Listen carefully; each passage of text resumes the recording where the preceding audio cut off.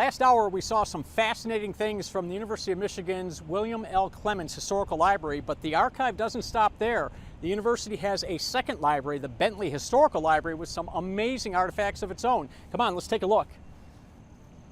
This is what we call the stacks.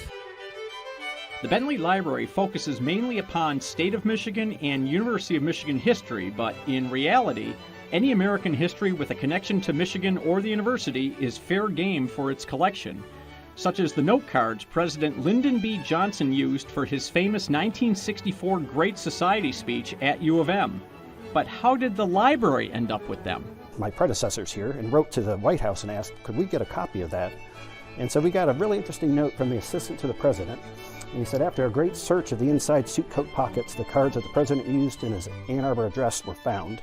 And so he signed them and sent them to us. While on the subject of presidents, here's President Gerald R. Ford's U of M student registration card, as well as the letter he wrote to football coach Harry Kipke and his wife, thanking them for their hospitality and telling them he wants to play for Michigan. Michigan football, in fact, is well represented in the collection. Here's football coach Fielding H. Yost's 1901 first contract with the university. His salary was $2,750. And these photos from a player's scrapbook of preseason conditioning at Whitmore Lake from 1904 to 1907 were amazing to look at.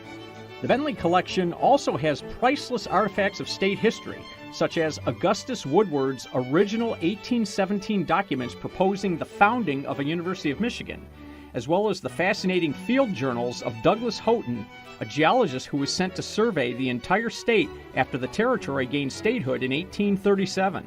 Yeah, some really nice drawings of the places, showing the contour of the rivers. He's also really studying the copper country and, realizing how much copper is here and those resources and those ores. So it's just a tremendous history of the state as, right after statehood. Michigan, of course, had a major role in many national events, such as the Civil War. Here is the diary of Lucius Shattuck, a soldier from Plymouth who fought with the 24th Michigan Infantry, famously known as the Iron Brigade. This is the last entry, June 30. And he's moved into the line, they were mustered by the colonel, the battery's in place. And that's his final entry, June 30. July 1, Lucius Shattuck is killed at Gettysburg. And his diary took a bullet strike. You can see this indentation in here.